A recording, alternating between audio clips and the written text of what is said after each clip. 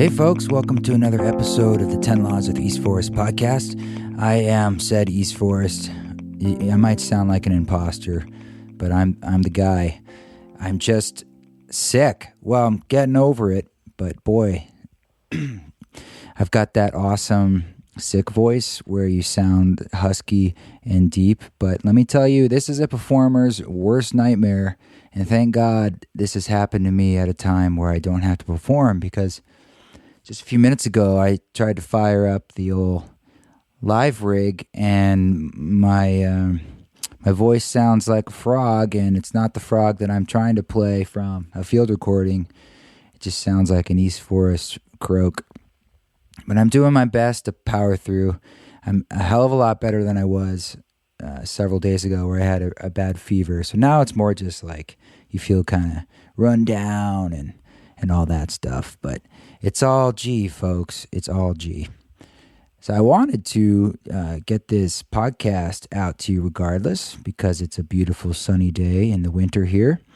And I had this conversation with Mr. Cody Wiggs, which is someone I met at a gig in Denver. But first, I'm very excited because on the 25th of January of 2019, if you're listening to this in a timely fashion, is the Chapter 1 release of the Ram Dass album. And I'm doing a live event here in Boise, Idaho, that you can come to, of course, in person. It's only $5. It's a listening, gathering, party performance. But you can also stream in. We're going to be streaming part of that event, some discussion and so forth. And I think that'll be around 6:30 or so, 7 p.m. Mountain Time on the 25th. Just tune into social medias, and you'll see more information about, when that is, and that's how you'll be able to see it. Instagram, East Forest, and Facebook is whatever the hell it is. But more importantly, if you're on the email list, if you're not, get on it. Go to eastforest.org and get on it. But we sent out an email saying, hey, this release is happening, the Ram Dass release on the 25th. It's the first 5 songs of the record. It's Chapter 1. And we're asking folks all over the world to host listening gatherings. What does that mean? It just means you gather with some friends. It could be yourself if you want, or you could open up to the public. It's whatever you feel called to do. And we'll give you some material, the songs, obviously, some discussion questions, a little behind-the-scenes video, some other stuff. And you can use this however you see fit or not to have some kind of event where the idea is we're just gathering together, and you can listen to the tracks and spur some discussion and connection. And then it'd be awesome if you share that online on social media, so we can kind of find the others and hear your stories about what came up for you when you get to listen to this stuff. Because and by the way, if you want to do that, just email info@eastforest.org, and we'll send you that info. So get on it. And you can, like I said, you can even just do it on yourself. It's sort of like a global meditation in a way. So join in January 25th, email info@eastforest.org, and we'll help you out. We'll hook you up. This is my brain on flu, folks. I'm sorry. We're operating at about 37%. But what I was going to say is that how I got sick, about a week ago, it was Radha's birthday party, and she gathered a bunch of friends at a hot spring, and we were up practically all night, and I'm too old for that shit. It was awesome, but it destroyed me. But one of the things we did at the gathering was we were all just like deep in it and chilling, and we were upstairs in this sort of yoga room, big space, and they had a nice sound system. And I put on the new Ram Dass music, and I just hit play on it. We all kind of lay back, and it really took us on a journey.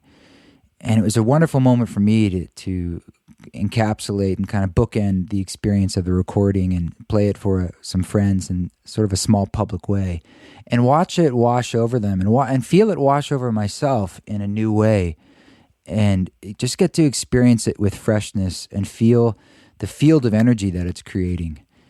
And I'm so eager to share that with you and see how that resonates with you and hear your stories and see how this germinates out into the world. So I'm just excited. It's just that time, even though I'm at 30, I just hit 38%. Even though I'm at 38%, I can feel the love and grace coming out of this work from Mr. Maharaji and Ram Dass. And man, here it comes, January 25th. I also will be at the Ram Dass retreat in the spring in Maui doing some stuff. So we added a few other live dates in the future in 2019.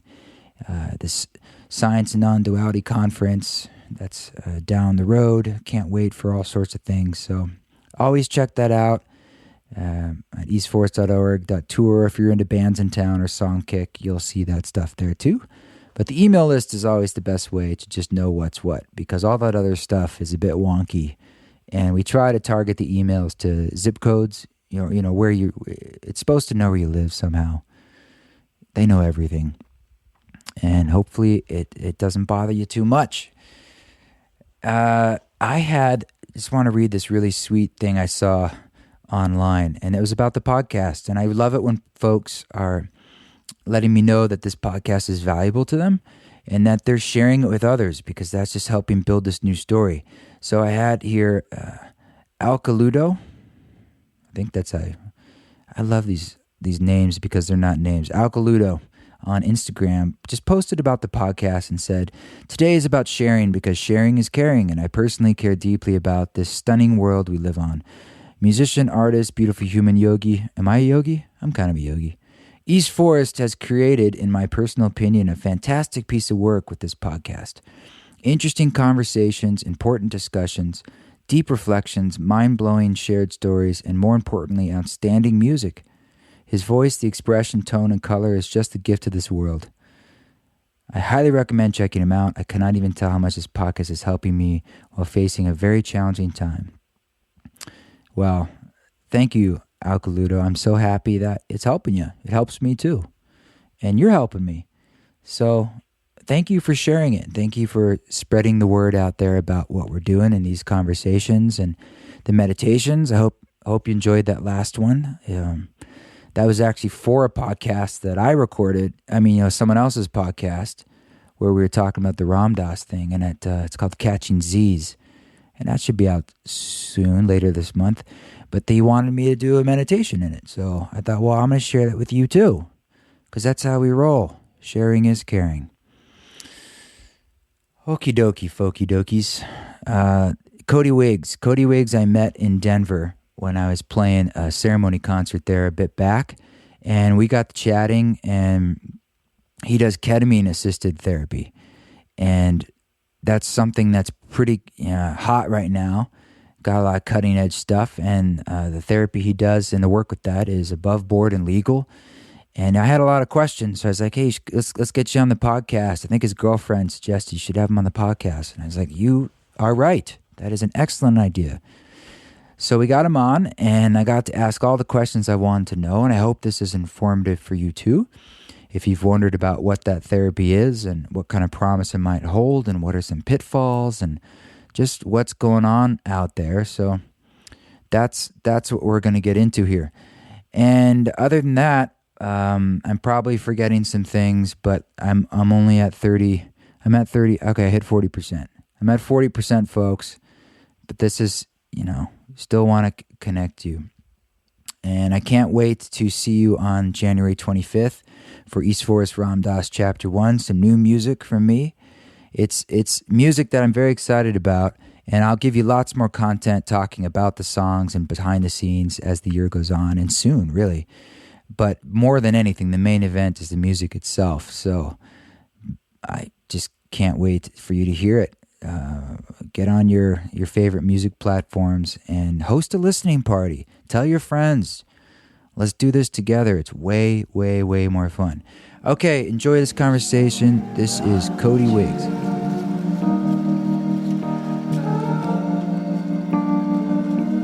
There's nowhere to run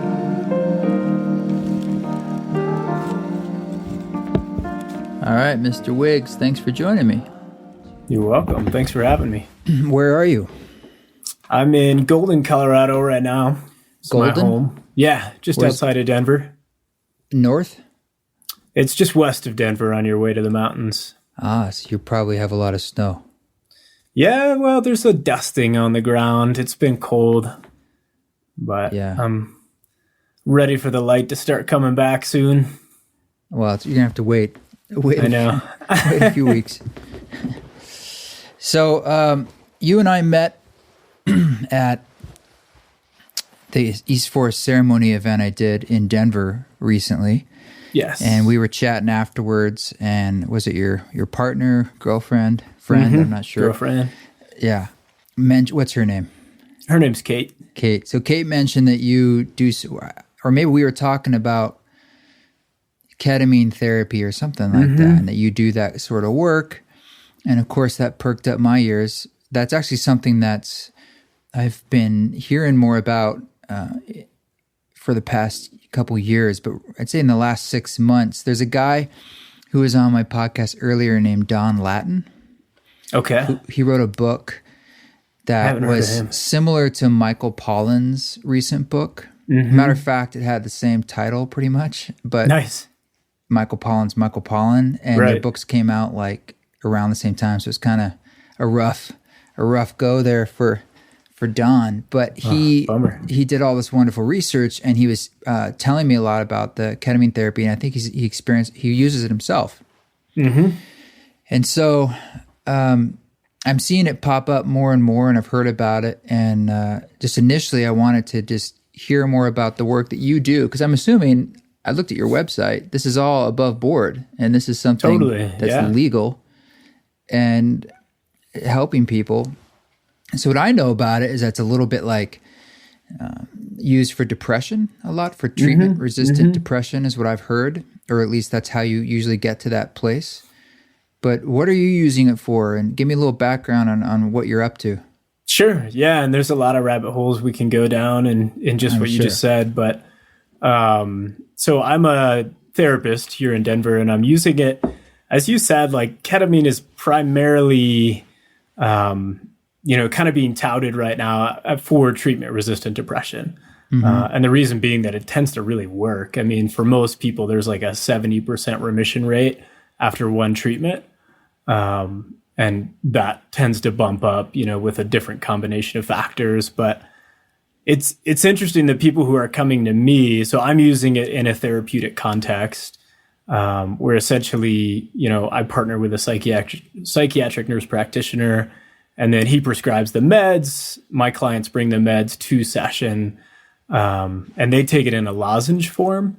Yeah, that's what Don did too. And I think he does it himself in lozenge form, like as a sort of a maintenance or something. I do that as well. Yeah. And I'm probably overdue at this point. It's been a little while, but the lozenge is really nice because it kind of takes its time coming on and wearing off. Whereas, the other way ketamine is being used, or other ways, is through intramuscular injections and IV infusions. An IV or a shot? Yeah. And those take you straight to it. It's like 2 minutes and you're off, versus kind of like easing your way in. And for me, I haven't tried the infusions yet, but I've done the intramuscular injections in a therapeutic context. And I've done the lozenges, and they're two pretty radically different experiences. Because one's stronger? Yeah, the IM is the depth of the ketamine experience? Yep. Yeah, the IM just took me right out of my body and somewhere else. I have only a little bit of experience with ketamine in my life recreationally. I was at Burning Man like 10 to 11 years ago, 2007. And I was just sitting around, and they was like their favorite thing. It's been a recreational experience for a long time. And they were like, put it into a Flonase type thing where you just one little squirt would get them whatever they considered a dose. Right. And I was curious about it. I'm always sort of I knew about it, but I'd never really sought it out. And I had one, but later on I was like, this doesn't feel right, because my whole face was numb and stuff. And they're like, oh, it's cocaine. And I'm like, I didn't want cocaine. I've never done cocaine. I have no interest in cocaine. So yeah, I didn't really have any personal firsthand, but I know from what I've read, it was used as analgesic, I think, for kids and horses or something back in the day, or maybe still is. It started in the Vietnam War as a really safe battlefield anesthetic. Fast acting, just kind of. Yeah, and it doesn't affect heart rate or respiration. Really? So and they there's can't really take too much and die from breathing their lungs? Exactly. Yeah. So anybody who's like you could just shoot your buddy up with ketamine in the field and trust that he's not going to die from an overdose, which is also why it's awesome in therapy, because it's so safe compared to any other anesthetic. But I've never used it recreationally either. So that kind of blows my mind, because from the way I've experienced it in a therapeutic context, I can't imagine being at a festival or a party on ketamine, because I just get way out there.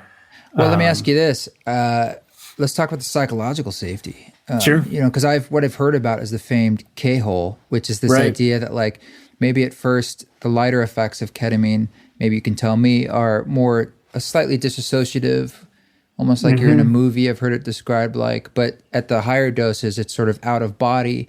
And many people describe that experience as somewhat unpleasant. I mean, some people like that, but they're like, it's sort of neutrally emotional, or there's a sense of maybe anxiety about this out of body type experience. What have you found as far as the safety as people's experience with their emotions? Yeah, I mean, the baseline safety with any psychedelics, as you probably know, is like if you have a history of psychosis or any of that, you don't want to take it. And there's a few other contraindications for ketamine, but they're pretty rare, like severe cases of bipolar or something like that.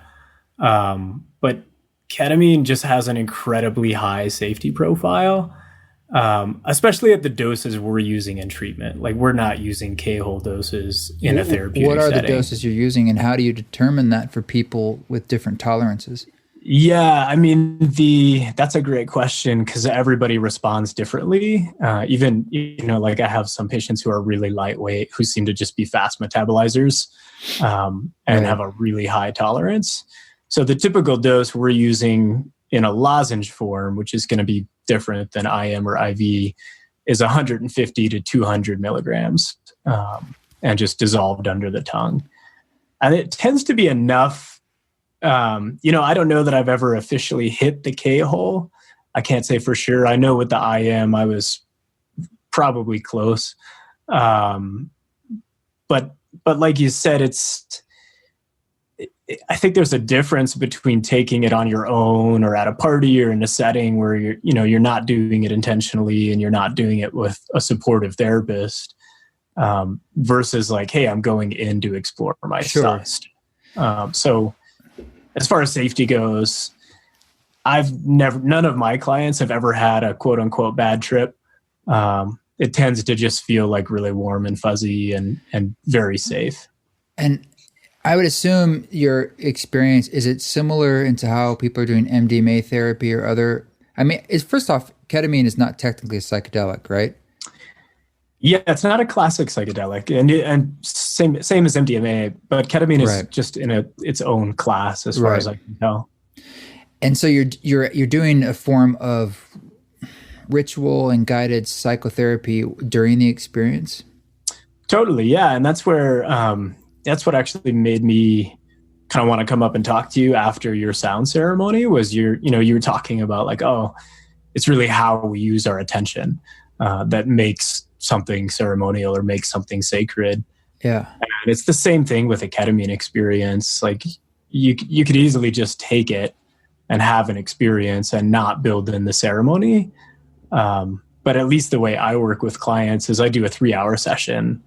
The first half hour is, just intention setting and calling in the directions and like building in some ceremonial elements that you would see in more indigenous ceremonies anywhere in the world. And I just kind of explain that to my clients as like setting the stage for the unconscious mind. Totally. And just, giving your attention some room to roam and building in a sense of psychological safety, but also like marking that transition from the ordinary to the extraordinary. I love that. And that's a lot of like what ritual does. is it just helps us. The ritual itself is sort of helping those markers, as you said, for our unconscious. Yeah, that's a great way of putting it. And that's sort of what that alchemy is with our brains, and spirit perhaps is the same way. Yeah, I'm with you there 100%. And it's, it's fascinating to me how much that can impact someone's experience. Just set and setting, right? The mindset that they're in. Yep. And so that I build that in. And then the other big piece of why I came and said hi is because I use your music. And so it does look a lot like the MDMA sessions that like they're doing in the MAPS trials, where my clients will have eye shades on. I've got some music going in the background, and the ketamine experience itself is about an hour and a half.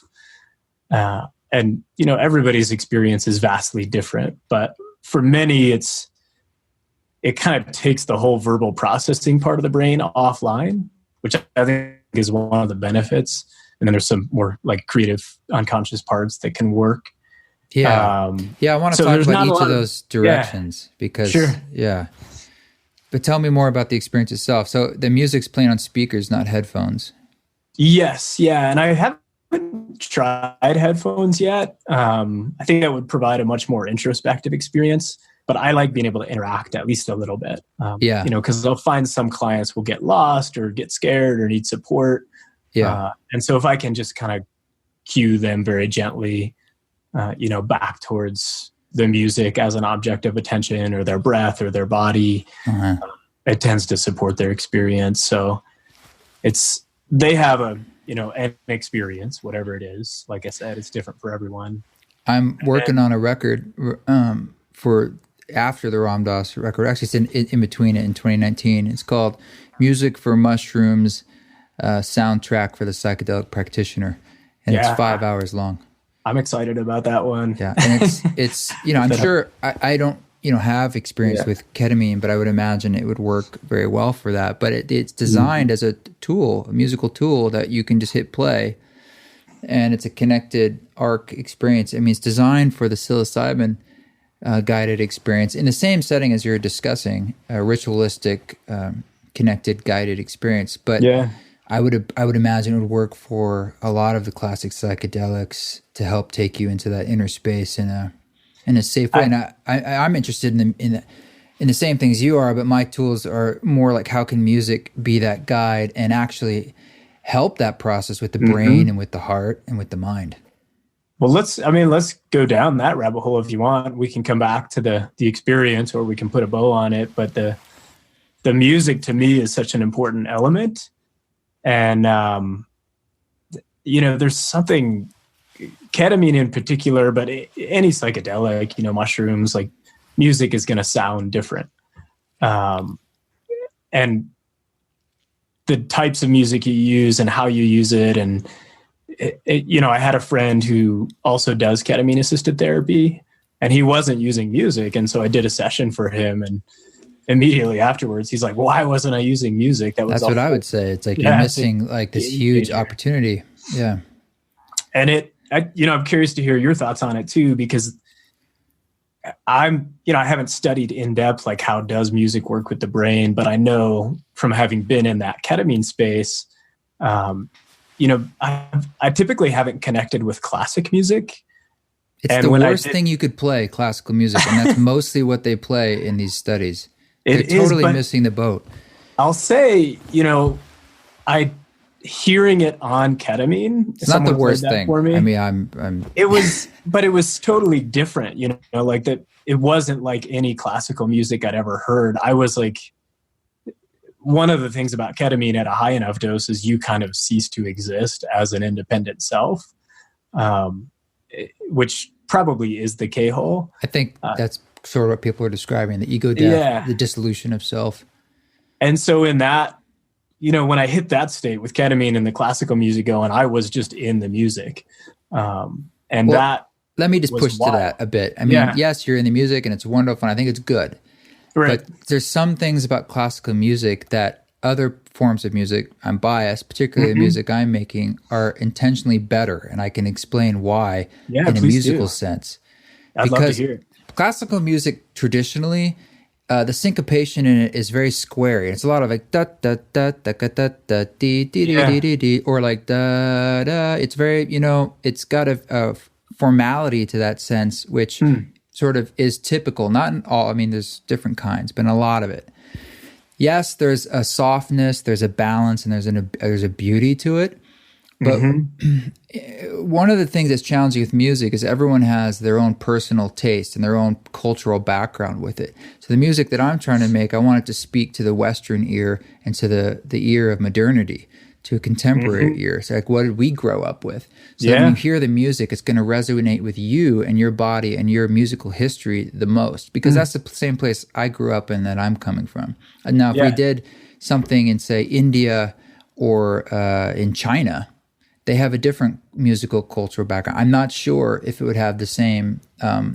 It might have a universal effect because music is somewhat universal in its ratios and so forth and harmonies. But, they have a different cultural background. But like India, maybe it's more microtonality, perhaps. It depends. So anyway, classical music is also very old, a lot of it. Yeah. So it's not like that's better because it's for any reason, or like you could argue jazz might be more interesting if you pick the right jazz, right? I would argue just jazz compared to classical might be more interesting. Now, it has to be the right music, obviously, and the same with classical. You could put on some crazy Stravinsky or some modern stuff, and it would just be like, whoa, this is pushing me away, versus some Bach or Debussy, which might be pulling you into yourself, which I think is the idea. It's like, what makes you feel safe? What has that emotional content that's helping like stir up sort of the unconscious and help that process. So, I want to bring in music that is evocative in that sense, but, I've spent 10 years actually like testing and devising the music in that setting. The classical music was not designed for that setting. Yeah, it was written for like kings. It was written for like concert halls. It was written for like, there was musical criticism. It's like, well, what happens if it's literally being improvised in that space, meaning it's being inspired from that place, created live in that space, which is also something every indigenous ceremony in the past, the music, live music is live. Yeah. They're sitting there with a rattle, they're singing, and there was a reason why. I mean, they also they didn't have recorded music, but there's something powerful about that call and response, that responding to the moment. Beyond the fact of what we know about sound healing these days, simple things of like a rattle or a drum beat in training the brain, the use of repetition, the use of tension and release, different tunings you can use, it's all about overtones as a way of activating some of these more emotional responses in our body. So non-melodic instruments are going to have some of the most of that, like bowls and gongs and and cymbals, but everything has it. And so there's all these different things you can use intentionally to make the music a more powerful tool in that setting. Whereas classical music never intended for that. It may coincidentally have some of those benefits. But I always felt that when I listened to the John Hopkins psilocybin playlist on Spotify, it doesn't connect. I was like, besides the fact of my taste being like, I don't like some of this, I was like, I just feel like you guys are scratching the surface of, like you said, it's almost like your friend wasn't using the music and you're like, well, try it. And I'm saying you guys are using music, but what if you tried it like this? Right. And then they might be like, oh, wow, we just bumped up 7 percentage points in people's like in their data about the power of the experience. I mean, my opinion. And that's just anecdotally what I see. Well, I think, it's interesting because your expertise is sound and music, and mine is like therapy. In particular, I'm a trauma therapist. So one of the things I keyed into on what you said is this idea of creating a sense of safety. And for me as a therapist, like my number one goal in any session is a sense of safety. Because it's, if you just think about the neurobiological mechanism of trauma, it's not going to get released. Like you're not going to return from a freeze response or a fight or flight response until you feel safe. Yes. And so in order to bring someone back to baseline and then go deeper into, like where did the trauma come from? And actually that's a less important question than like, how do we get it out of the body? And so in order to do that, they have to feel safe. And it's it's super interesting hearing you describe this, because I've tried to connect with classical music in the psychedelic space, and it's been really difficult for me. And I've never really understood why they're using it in the MAPS trials. Because I don't either. It seems to be like a default. Oh, you're supposed to use like classical, some special music. It's like probably like Indian ragas where they're like deep in the feeling of it would probably be better. Yeah, because it has that emotional core. It's almost like, hearing you describe classical, it almost seems like it would frame the mind more towards a linear progression, because it is kind of like, so like that. And the psychedelic state is like inherently nonlinear. And the more nonlinear, the better in terms of just opening your vistas and creating new paradigms and creative thought. But and I don't know. I feel like I could just keep There's digging more in to on this, Cody, because also, in the psychedelic space, you're basically with music creating a sonic architecture that they're in. They're like in a room, right? Especially with their eyes closed. That to me should be a while, like 15 to 30 minutes. A lot of these songs, they're not that long. Yep. There's that too. It's like, it's a different kind of brain. It should be slow. It should be evocative. It should be like as if it's almost like, something slowly taking shape and creating a space for them to be in. And it's not defining where they're going to go, but it's kind of holding them in a feeling. Each song is sort of creating a certain feeling. And some of that's artistic and intuitive, at least on my part, but you can also, there's tools you can use that you're saying, if this was for the psychedelic experience, what would be the best, say, chord progression to use in this moment? Or I don't want to use instrumentation that's going to be too grating or take them out of it. Or do I want to take them out of it for a moment? We want to create some tension and some build. Yes, yeah. And then it goes away and there's the release. Another thing that I'm doing, as you experienced in the ceremonies, the field recordings. There's all this nature stuff. It's very helpful and soothing usually, and creates a sense of safety to bring us back. So when you're inside a clinical setting especially, I think it's quite helpful to have the sounds of nature in different forms and different shapes. It's very soothing and very profound about your own human experience. And that's not present in classical recordings unless it's modern classical. And they're not using modern classical, And it's powerful. I mean, I know personally I've sat in ceremony in a maloca in Peru, in the middle of the rainforest. And that's what you hear. You hear cicadas, you hear birds, you hear, animals you've never, And it was massively integrated into my experience. Like every time the cicada would chirp, I had this huge, internal shift happen. And so it's another great point. Sorry, and you're on my thing. This is the music thing. Yeah. The cicadas and the crickets, all those sounds, it's millions of sounds, and it creates a sort of white noise. And that is another way of training the brain. And this is something that has been used by indigenous ceremonies, partly just because that's where they lived. But they talked about several cultures as crickets and frogs as portal openers. And I think it's sort of like when you meditate to that sort of sound, what happens. It starts to sort of take you into this trance state very quickly because of that white noise. Again, absent from these other experiences and quite helpful to calm you.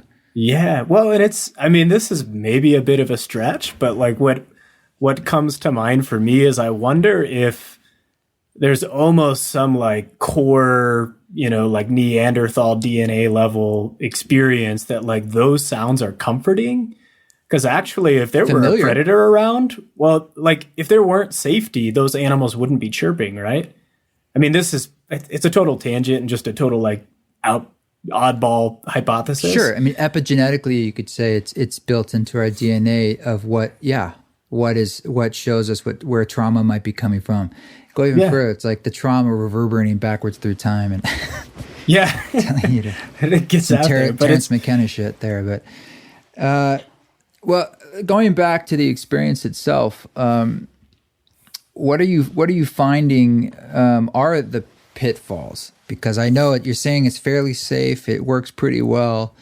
What are its weaknesses? I've heard some people say it works for them for a while, they need to repeat the experience. I've heard people say the experience itself is actually really hard for them. And so they want the benefits, but they're actually struggling with the experience. What have you found? Yeah, what you mentioned right away is that, ketamine has this fascinating just physiological effect where someone can come in basically suicidal, take ketamine, and for the next 24 hours, they're going to feel good. The suicide's going to go away. The depression's going to go away. The major drawback, and this is most of the research here has been done on infusions, so the IV method. What they've seen is there's anywhere from like a 1 day to a 2 week window where they get that symptom relief, but then they go back to baseline. So that's a major pitfall because they do have to keep coming back to ketamine.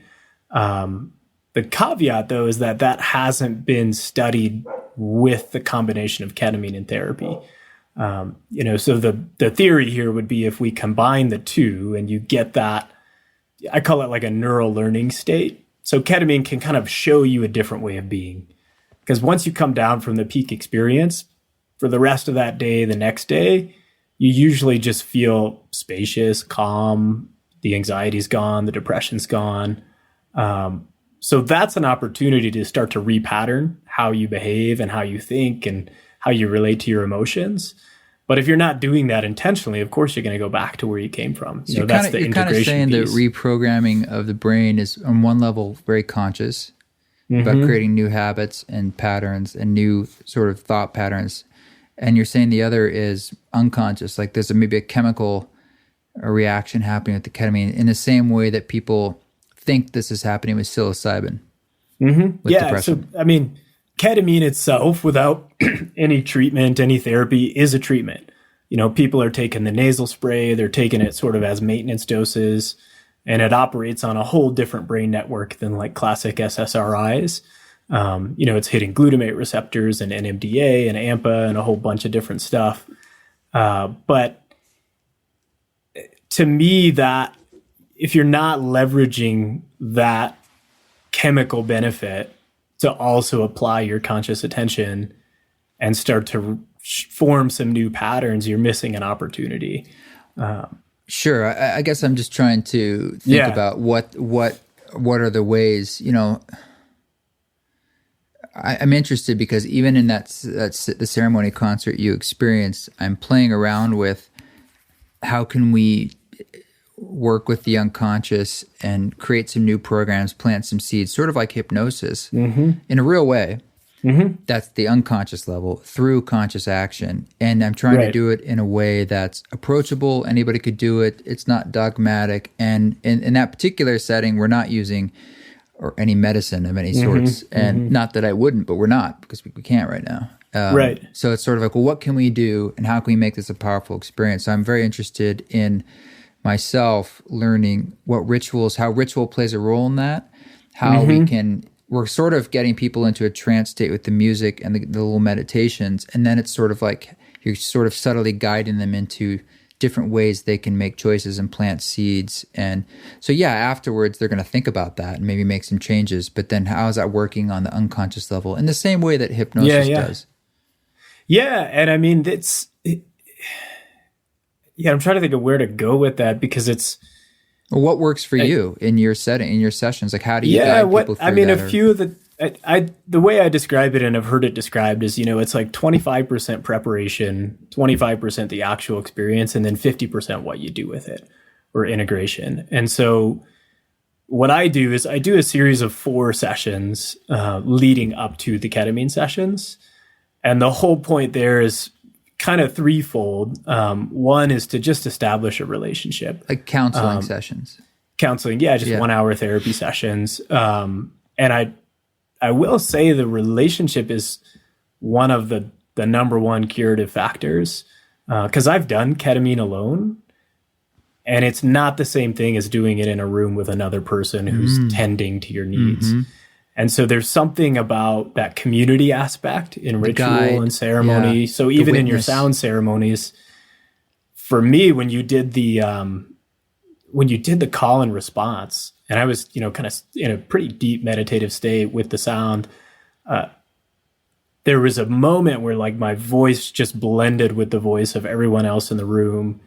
And I just felt deeply connected on a level wasn't conscious. It was totally in my body, and totally somewhere deeper. And so that it's not going to be the same as if I'm listening to that music alone at home. So there's a participatory element that I think you've already alluded to, of like, how do we, the improvisation, the meeting someone in that moment. Yeah. There's the sense of safety. And so we do that. And then the biggest thing for me too, I'm a somatic psychotherapist. And so as much as possible, I'm trying to get people out of their heads and into their bodies. Mm-hmm. And I think if we could have solved our problems by thinking about them and talking about them, most of us would have done it years ago. And so for me, any healing ceremony has some kind of element or function that gets me back in my body. And that's not always pleasant. Do you feel like you need to move to do that? Or or is it more about breathing and where you put your attention? Yes to both. I don't know how deep down this rabbit hole we want to go, but there's this idea of sympathetic discharge. And so maybe you've experienced this without even knowing what it was or knew what it was. But somebody who's carrying stress or trauma or both, who finally hits that state of feeling safe, what you'll see is their body will start to shake and move totally autonomously. It's funny you're bringing this up. Yeah. And so we see the same thing in animals, right? Like they get away from a lion and then they just start shaking. And that's a physical somatic release of stress from the nervous system. And so there's the movement that's required for me is like, if I can get that movement, but that's not something I can consciously, it's not like I'm willing myself to shake. I have to drop deep in enough where my prefrontal cortex and my sense of self are kind of in the back seat and my nervous system is in the foreground. Are you familiar with tremoring? You probably wouldn't be. It's a very esoteric technique for actors as a form of warming up their diaphragms and stuff. So you lie on your back and you might prop up your lower back a little, so you can get your legs up in the air. It's kind of a yoga pose. And if you try to straighten your legs, it can be, your legs might start to shake. And if you can get different positions where they're stressed essentially, and it creates a tremoring. And the technique is about allowing that. And you're like, just get into that trend. And it starts to create obviously an intense breathing thing, but also an emotional response. Yep. And we did this. Nice. I went to graduate school for acting. It was a long time ago. And we did this all the time because our voice teacher was really into this. And I always thought it was quite odd, but people would get, it sounds, it's all about releasing the voice, but it also has an emotional release. And so that's sort of an intentional way you can get into allowing the body to tremor, to shake. Mm-hmm. And the thing you brought up about the animals was exactly what I was thinking in my head. I am exactly the same thing I wanted to bring up, because animals do have that. We're an animal. Right. So it's when they have that stress response. Dogs do it all the time, right? They my dog was just barking upstairs. I bet after she realized it was safe, they shake. They shake it off. They're like, all right, I'm letting that go. I broke my arm twice, really badly, on a bicycle kind of thing where I was riding, and the next moment I'd fallen in this horrific, 90-degree bend thing. And you're just lying on the pavement. I can't move. It's so painful. And then, the paramedics come and they cut your clothes off, and they kind of, every inch of movement is so painful. Yeah. And they get you on a stretcher. You get in an ambulance. You go to the hospital. You're lying in a bed. They wheel you into surgery. They put you out. You wake up and you're like this, and you've never really moved. And now a week has passed, and then you go home and you slowly start to move, and then let alone shaking. Not that was an option necessarily in the pain, but I went into a depression after that, like 2 months later. It just kept going down. And I'm sure it had a lot to do with a lot of things. Yeah. The pain pills, the this and the that. And I remember I was at my bottom, and a friend of mine coincidentally, synchronistically reached out to me. This is many years ago. He was having a really, really hard time, and he was taking Adderall on a daily basis, and he had been for, I don't know, forever. Prescription. Mm-hmm. He's like, I'm kicking the Adderall, and I want to kill myself. I'm so down. And I said, let's do a ceremony, psilocybin ceremony. I want to sit with you. it came over, and I was like, I'll do it too. And so it's just the two of us, and we ceremonially took it, and we're just kind of sitting together. And I remember being in the experience, and I was feeling sad. I think I was crying, and I felt like a tremor in my legs, kind of like your legs jittery. And I knew about this with the animals, and I said, I'm just gonna let that go. I'm gonna lean into that tremor. And I just sat there and shook for like 15, 20 minutes, 30 minutes. And I had, of course, the psilocybin helped me have the realization of like what I'd been holding in my body and the trauma that was in my body, not just my mind, but my body. And after that experience, I noticed I just was on a trajectory out of a hole. And I got out of that depression. And I looked back and I saw that as a very key moment of release, of some kind of somatic release and something with the trauma of the body. And so what I wanted to ask you about is trauma. Yeah. And how you find that, like I trauma is insidious because there's so many different kinds of trauma. Like we could have trauma just from how we grow up, and maybe things they might appear fine, but it was traumatic, the experience of not quite being heard, or the experience of just the way your parents lived their life perhaps wasn't what you felt in your heart could be. And that was traumatic, let alone abuse, accidents, all these, more acute traumas. So in your experience, all these different myriad traumas we hold in our body and from our past, what have been the most powerful ways and the safest ways that we can access these, particularly with ritual, the psychedelic experience, or any form that you might find that actually, because all the things we're working with, like you said, we can't think our way through it. Right. Ritual or all these things we're talking about, or say, well, how do we speak the language of our body, of our unconscious? Right. Let's get to how you release it by way of like the mechanism of what's actually happening. So if we kind of like break down the story you just told, and starting with like, what is trauma? So for me, trauma occurs on the level of the nervous system. And so it's not a cognitive process. It's literally that mammalian animal response to a situation where your response to threat doesn't work. That's the core definition of a traumatic experience, right? Like saying no doesn't work. Your response to the threat in the moment isn't effective, you're saying? It's yes. And so like saying no doesn't work, running away doesn't work, fighting back doesn't work. There's literally nothing else you can do. So imagine being eaten alive by a lion is just the easiest situation to describe. Yeah. That would be traumatic.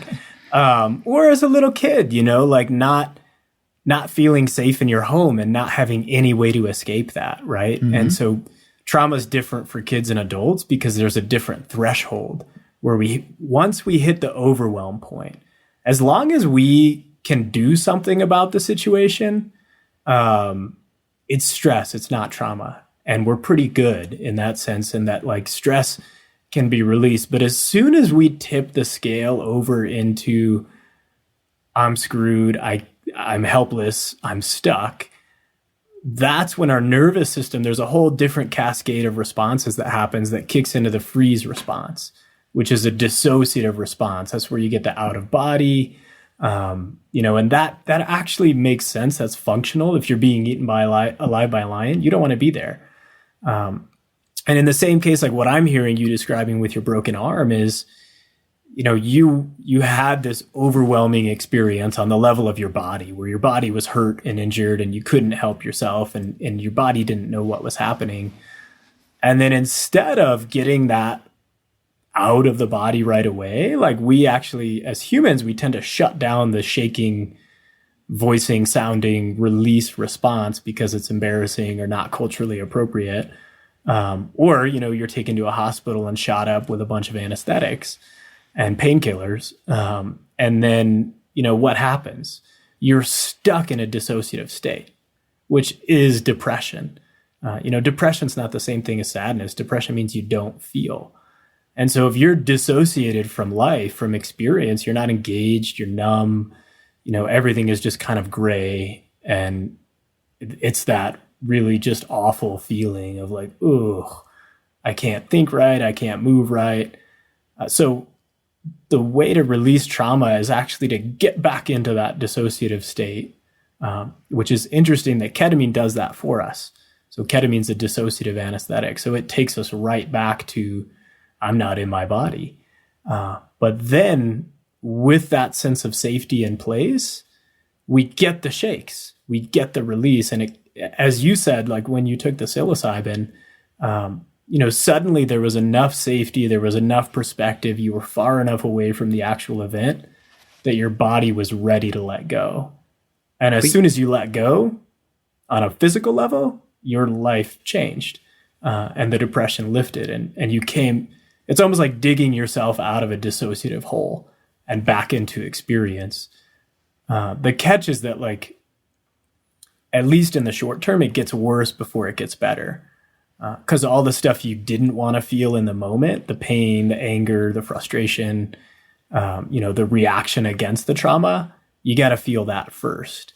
And that's where I think the medicines like psilocybin and ketamine help, because they just let our bodies feel that, and we don't shut it down in the same conscious way. Is that making sense? Yes. So let's talk about this dissociative state that you're referring to.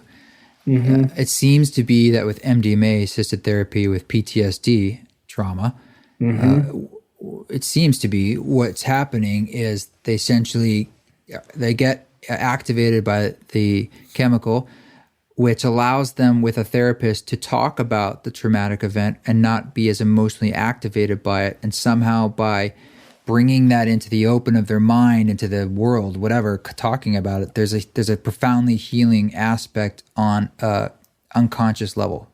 Mm-hmm. This is my interpretation of how this works, because I know how the mechanics of it work in this session. So when you say dissociative, I'd assume it means a sense of separation.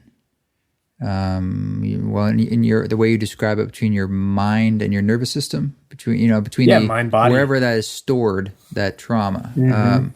So my question would be, could we have that dissociation in ways like through meditation, trance state, which is like hypnosis, or the way that music can push us into that trance state?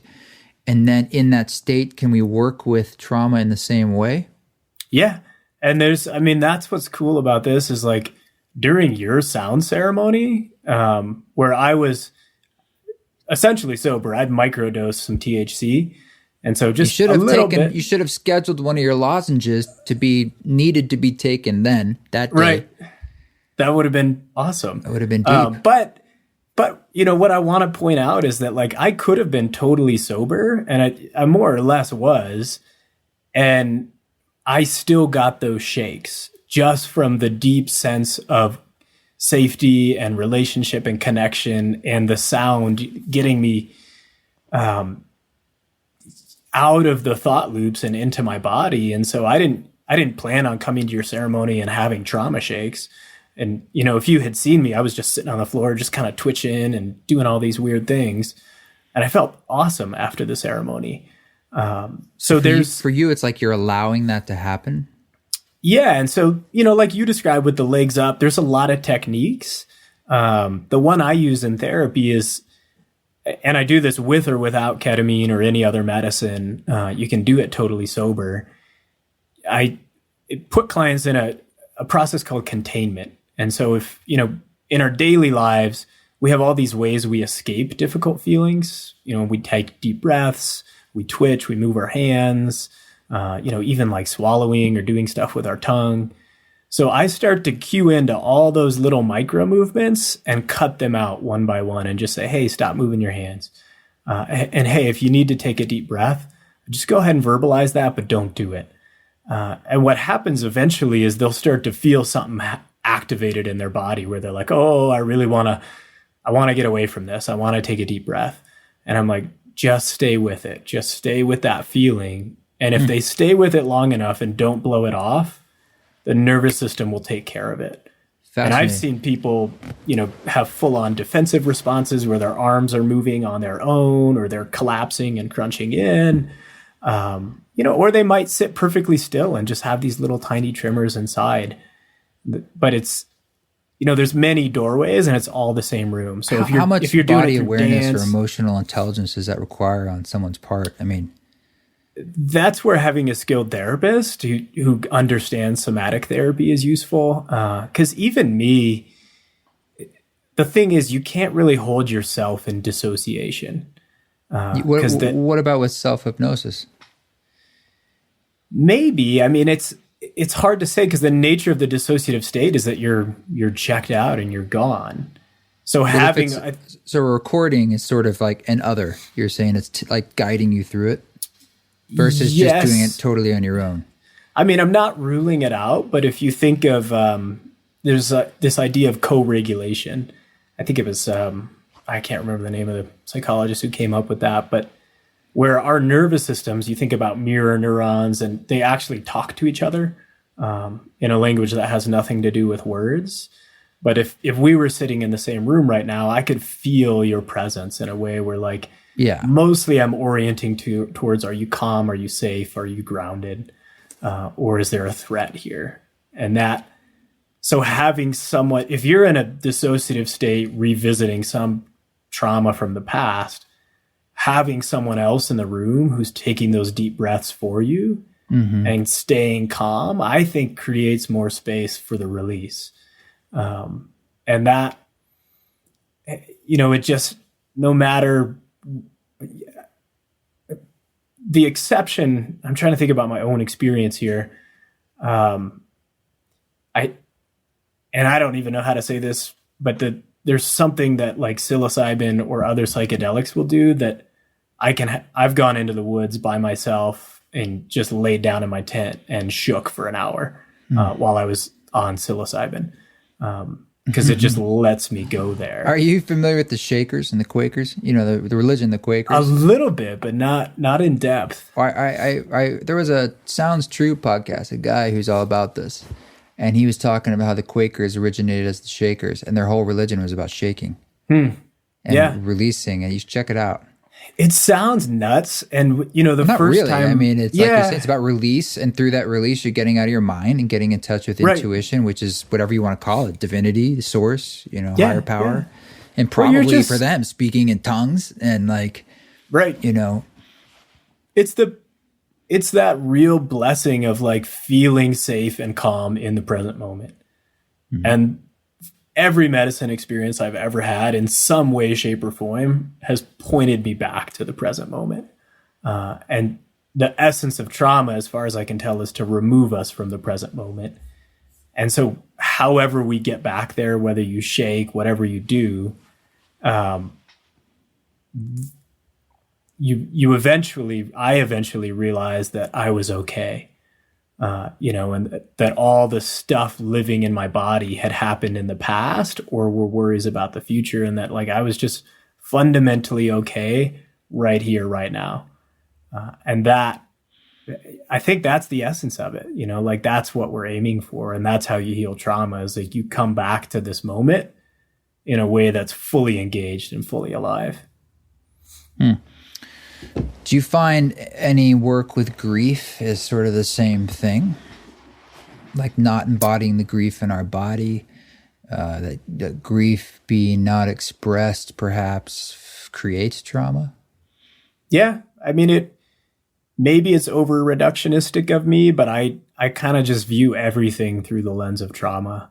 And what's more overwhelming and makes us feel more helpless than losing someone to death and not accepting that experience. And so the healing that's possible through grief is like coming to a place of acceptance where you feel less helpless and you feel, okay again being here and still being with that loss, but in a way where you have capacity for it. So I think everything is a flavor of trauma. If it's causing us to feel disconnected. Well, you were talking about it being based in feeling overwhelmed. Mm-hmm. And you could easily argue that just modern life in general is one large sense of being overwhelmed, whether it's by information or people or experiences, or, I mean, everything is more than it ever has been ever. Yeah. And that's, the other, I have kind of like my day job and my night job is the ketamine stuff, but I teach mindfulness in schools. And the question I keep getting from teachers is like, hey, this mindfulness stuff is great, but my kids are totally afraid right now because they keep watching the news and they feel like somebody's going to bust into their classroom and shoot them at any moment. Like they feel completely overwhelmed, even though in the moment they're safe. And so there is this it's a weird time we're living in where if you're not like consciously choosing ritual and ceremony and ways to like remind yourself to be present and be okay, it's way too easy to feel overwhelmed and stressed and just, burnt out. Yeah, man, that's what I want to be doing personally, is like offering people experiences and tools that are enjoyable, but also they're just that. They're a tool to help you navigate modernity and navigate the life that we're in. And so we need more pathways that aren't about pushing something away. It's about integration, because you can't get away. There's no more going to a cave and tuning out. It's like you can't. It's almost impossible now to opt out. And I really mean that with a lot of seriousness. It's not like, yes, you can not have a smartphone, but it's like you're kind of going to be in the matrix.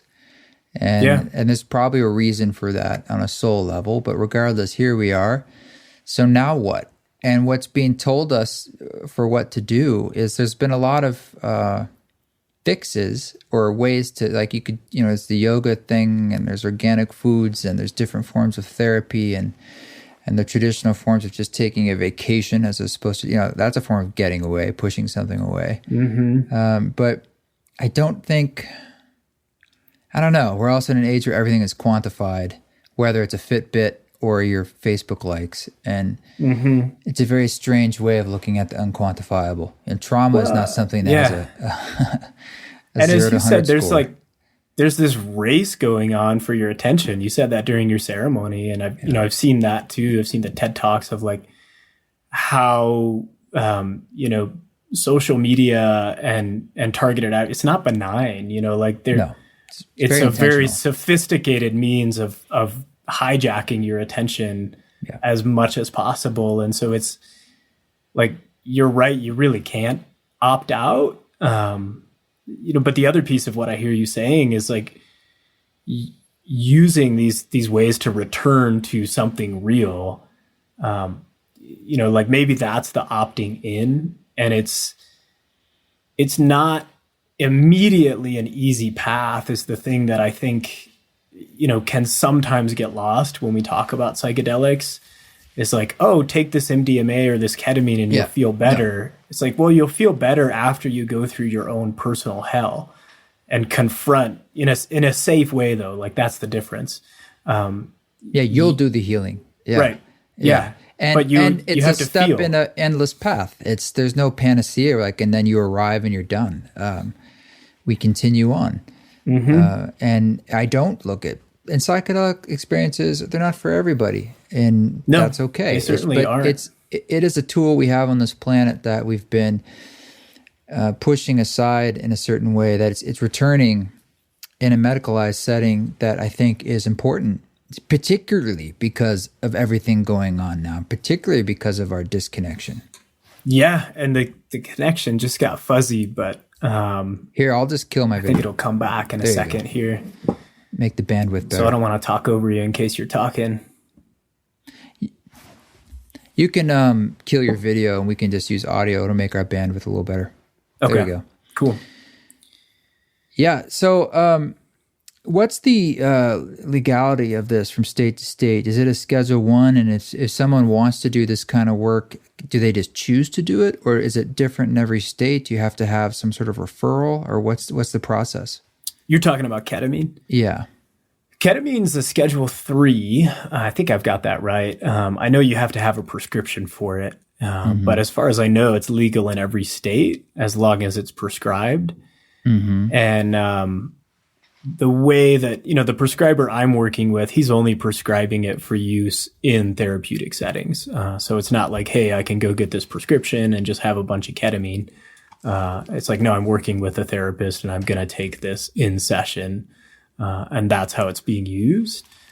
The other option that's out there and we've gone pretty in depth today about ceremony and ritual. And so the option that includes none of that is just going to an infusion center. Oh. And you can just go sit in a chair and put eye shades on and get shot up with ketamine in most states. But what's the process? Like, I mean, does insurance work with this? Do they have to go to a psychotherapist who says, okay, the other stuff isn't working for you, or can they just choose to do it?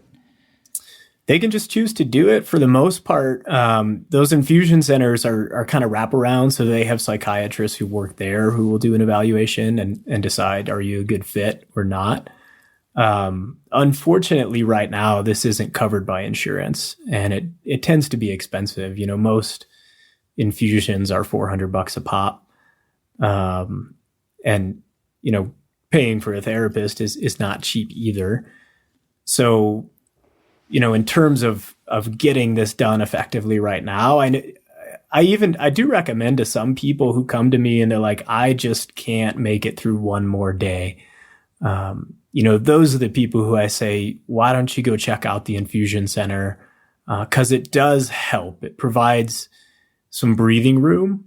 But then I like to work with them once they're sort of back to reality a little bit more, and they're a little bit more stable. 'Cause, the way I work with clients isn't easy. We intentionally go digging through the trauma. So you have to have some ability to do that.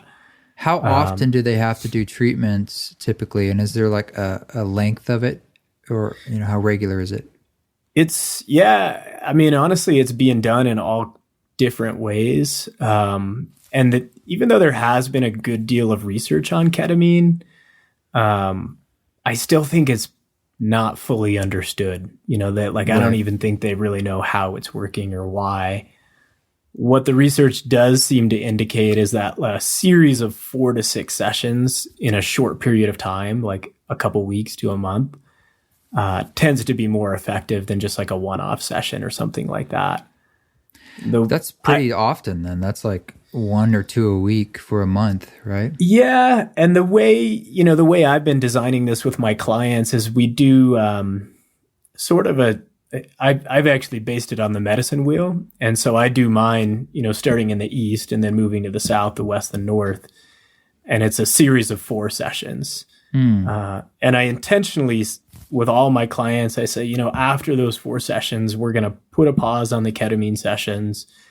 And, we can revisit them in a month if it feels necessary. But I want you to take time to integrate what you've learned and work with that in your life. Apply some of this mindfulness, apply some of the new freedom you might have, and make some new choices.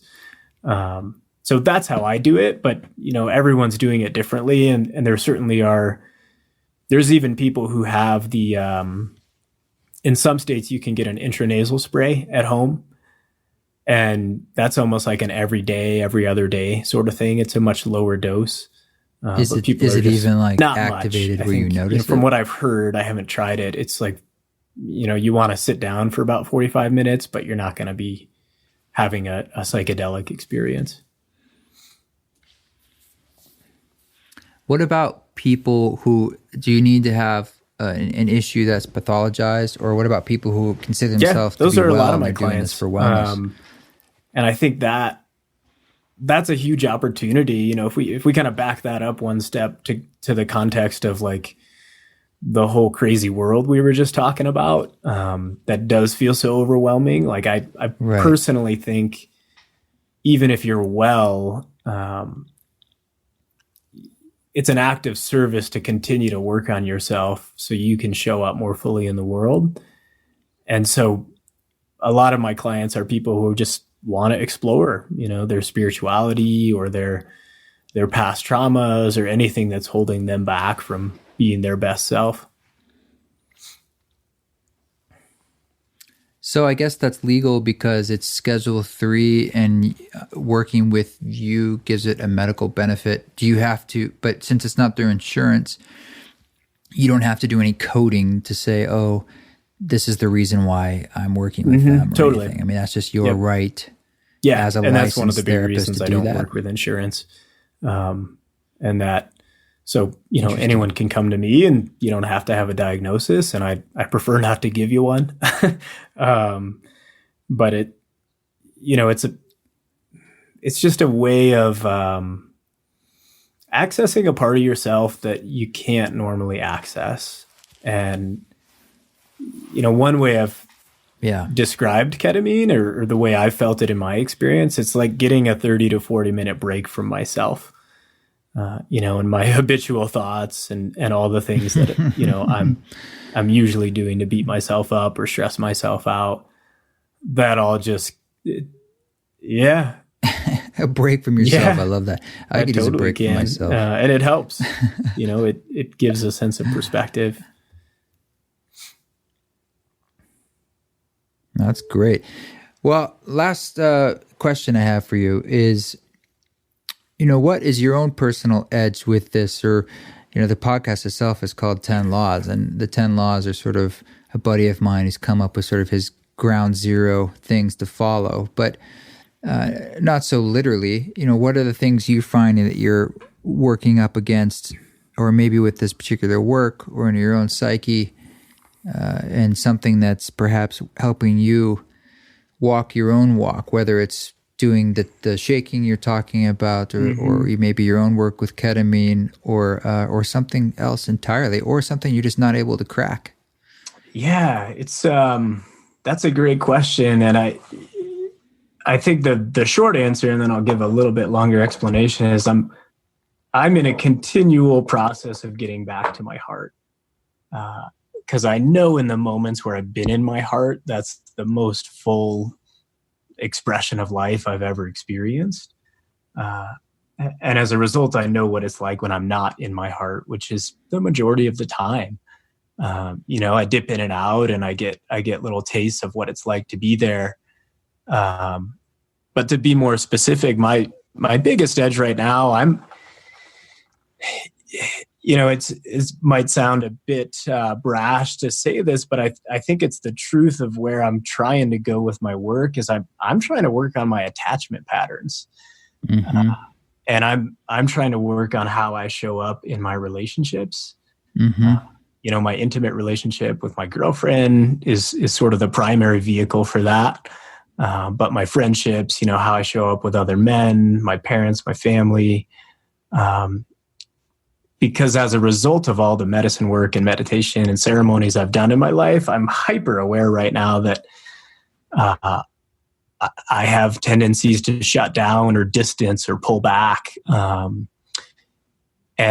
I have a lot of boundaries up that don't let people in and keep me feeling separate. And I know that's an attachment pattern because it's something, if I could change that, I would, but it's just so hardwired into, something I learned at a really young age before I could even speak. And so I'm trying to use every modality I can to unwind those patterns and show up in a way where I don't get reactive or, like I said, shutting down and distant. And I'm available to love the people in my life. Have you ever seen that book? I believe it's called Attached. It made the rounds a few years ago. Yeah, that's a good one. Yeah. And Stan Tadkin's work is good on that too. He does something called psychobiological approach to couples therapy. So sort of a body-based attachment process.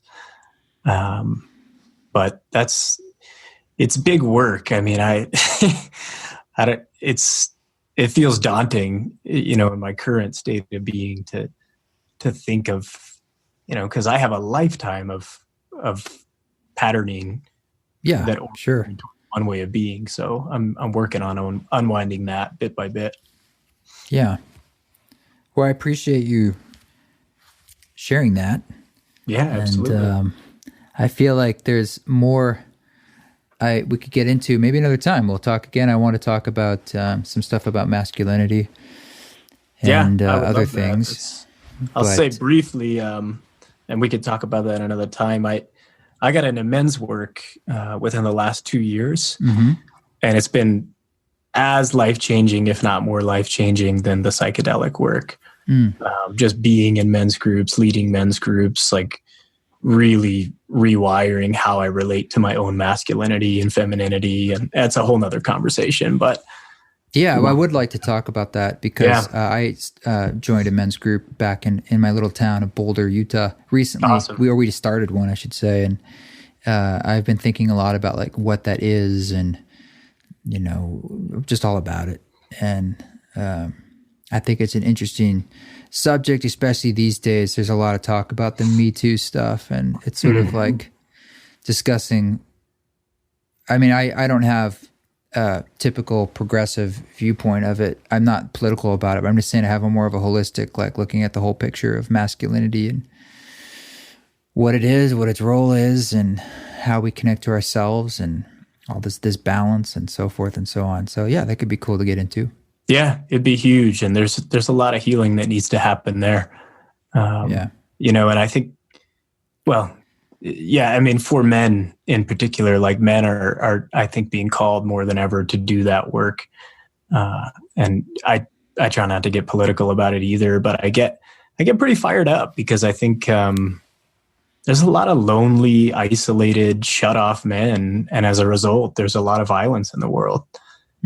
So there's ways to change that. And I'm excited about it.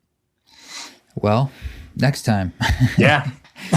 How do people find you, or what do you want to put out there into the world? I'll put your website in the show notes, of course. Yeah. Website is codywiggs.com. You can contact me through the website. I don't have much of a social media presence right now, but that's probably the best way to get in touch with me if you're curious. Excellent. Well, thank you so much for giving me and us your time. Yeah, thank you for having me. This was a lot of fun, so I'd love to do it again. We shall. Have a good one. All right. See ya. Thank you, Cody, for giving us your time and all that awesome information. I learned a ton, and he's just a really sweet guy. I look forward to talking to him again and maybe trying that therapy sometime. Okay. So this song you're hearing in the background is called Nowhere to Run To, and it's from my old podcast, which you cannot find anymore because I took it down many years ago.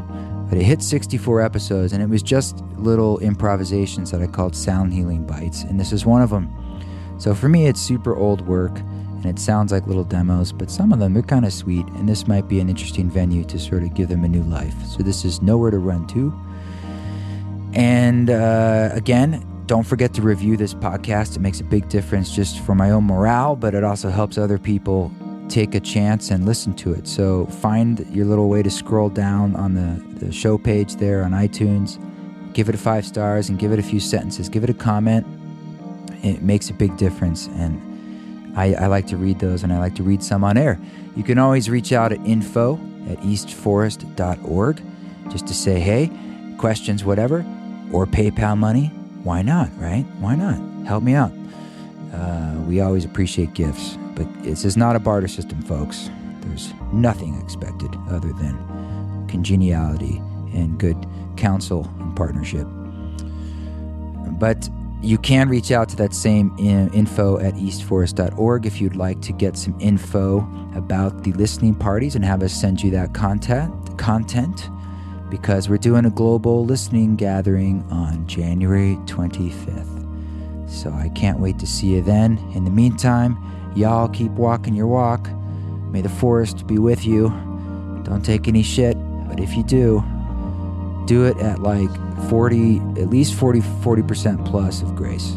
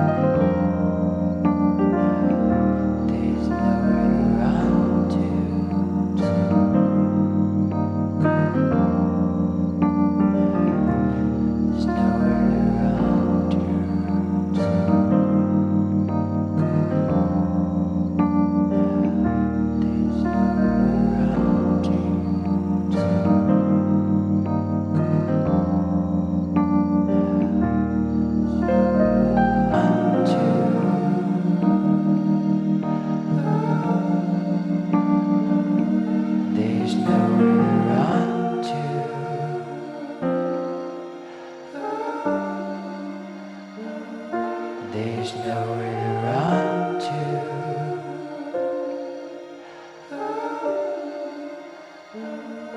There's nowhere to run to.